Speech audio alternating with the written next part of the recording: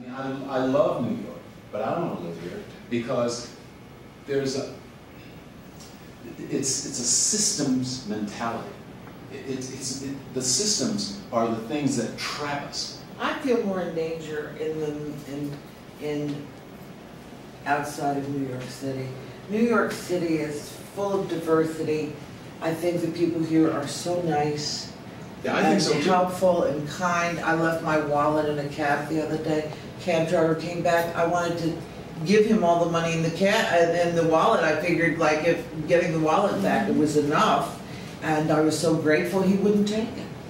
And then there are other cab drivers who would have taken the wallet and everything in it.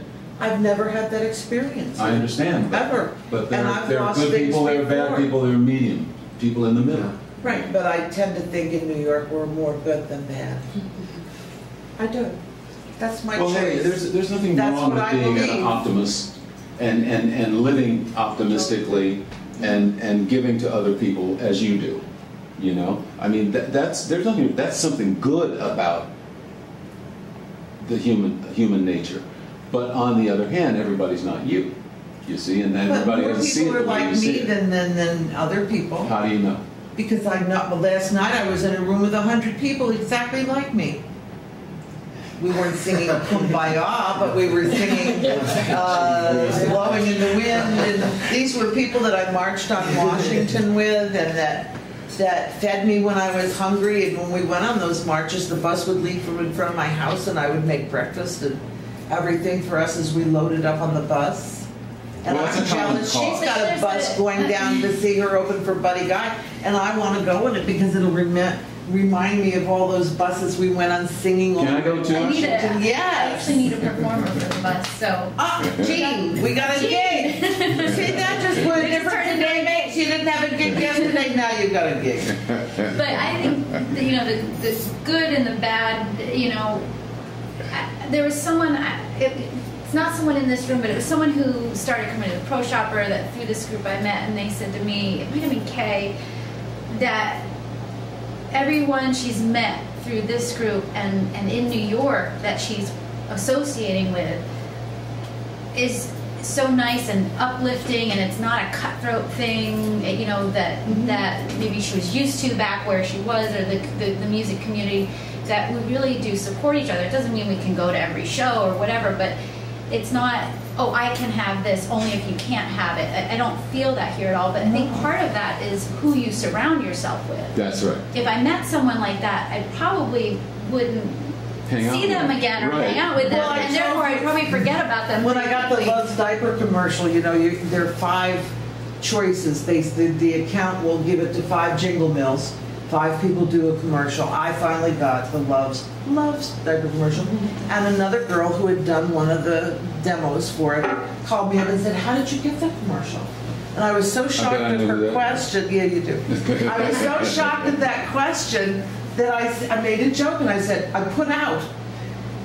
Whoops. She said, so did I! I started laughing. And, you know, I just laughed and I just said, well, there you go.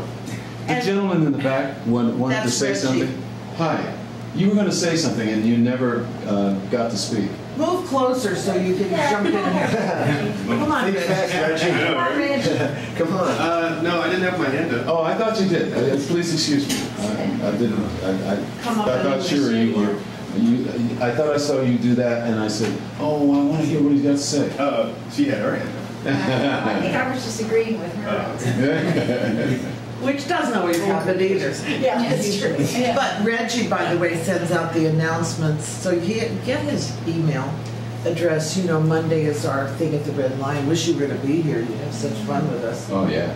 I love your group. It's fabulous. Well, we have a good time. But see, that's another thing. It's like I'm selective about who I hang out with. And so I won't hang out with musicians that don't practice or don't love music the way I do. And you know, it's insulting to me if somebody's dabbling at something that's so important to me.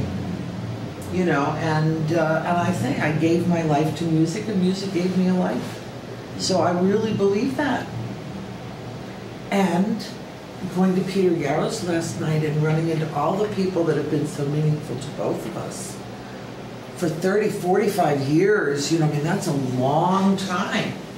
And we all still practice, and his daughter was there. It's like, and his granddaughter, 3 years old, who when she touched me on my knee, the little 3-year-old to wiggle past me to get near to see her grandpa sing. When she touched me, it was like being touched by an angel. This is like 3 generations of good people. And all are gonna sing and make the world a better place. And there was some food for everybody, and the leftover food that we have at all these events goes to the Hargrave House, to the Elder Center, because simple things like they only get canned fruit. So we take all the fresh fruit over there. We had raspberries, that's very elegant, you know. And so that all goes to the, I had a car, and we drop off all this fresh fruit at the Hargrave House. It's just a way of life. And my car that I never get to drive anymore goes and delivers sandwiches every Friday night with a church group. My car goes out. Does charity work. You know, but I find there are more people in New York doing that.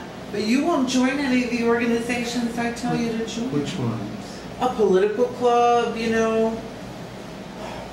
Don't be discouraged just because Dick Morris used to belong to a But political you know, club. if joining a political club, then I'm going to be on my team and fighting their team, and I wish I could transcend that. But if I join a Democratic I don't feel like club, I'm fighting. I mean, I wish I'm a registered Democrat so I can vote in the primary. I'd rather not be registered with any party. I mean, I like what Bloomberg is doing. He's going all over the place. But what I wanted to, I just like to tell you why I like to live in New York. Can I Okay, yeah, please. No, I love Maine. My wife and I, that's our favorite place to go, and we've camped all up and down Maine. All We've right. kayaked in Maine. Yeah. Do you know the poet Ashley Bryan who lives in Bar Harbor? No. I don't know him. Anyway, I don't know him. I mean, there are great musicians Yeah. hiding out in Maine, and one guy that I just met, I've been there for 22 years, and he's born and raised there. Right. Do you know Con Fulham? No. Okay, we'll talk Thomas Snow. Do you know Thomas Snow? about. I don't. No. Oh, brilliant. Bob Clearman's. With an But- E on the end? Pardon? Tom Snow with an E on the end? I think so. Okay, I'll look him up. But the reason It sounds really familiar. Anyway. why I like to live in New York, and my wife feels the same way, is that there are so many different kinds of people from all over Yeah, the world I get speaking it. every language. And I live in Queens and in Brooklyn. You walk down the street or you go to another neighborhood and you're in like another part of the world. And I just totally love that. It's That's a trip cool. around the world. That's I mean, cool. I went on a search a few days ago to find this ancient Haitian music that they play in the park with these horns they make out of tin and they bang on the drums. It's real pretty. Yeah. And I asked around different stores, and I found a shop where they had all these CDs. They just record them in the park, and he sold them. The CD was $2. I bought 2 of them. Right on. I mean, just a fact like that, you I can love that. find I love this that. stuff. And he loved and there was these Haitian guys in there, and when I walked in, they wondered, what do I want? You know, maybe I'm a cop or something. When I told them what I'm looking for, their faces just light up because they could see I really love their music, and I want to hear the music, and I want to, buy the music, and it's. That's spreading the love, which That's is what right. I'm saying. That's right. That's the only way we're It's an going to fight individual job. this I mean, it's hatred. nice to have a group of people like in a movement, but it's an individual thing. If enough individuals Yeah. just spread the love, I mean, somewhere it's But got the to answer rub is off, the you know. music. It was The answer the is music. the music. It was the music, yeah. The reason I asked you about Con Fulham, he's from Maine. He produced my first record, and he's born and raised in Maine. So for a moment, I thought you just met him. I haven't met him, but the name does ring a bell somehow. Well, You heard of him?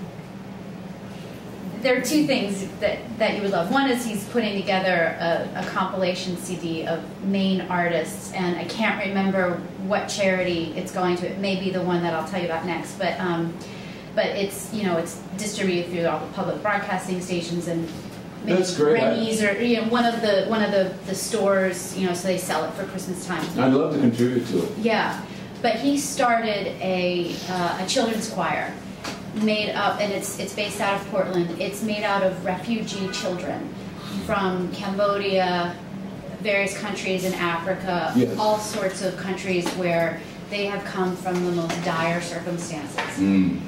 And every year he does an audition. You get in, all the kids get in, but they do an audition so they know like there's a there's a process for getting in, and some of these kids, he says, they'll come in, they won't open their mouth for the first 4 rehearsals, and by the time they're performing for the governor, he's got a choir of 50 children, and it's just absolutely beautiful. It's so gorgeous, and that's going on right around the corner from you. So I'll make sure. Yes, please.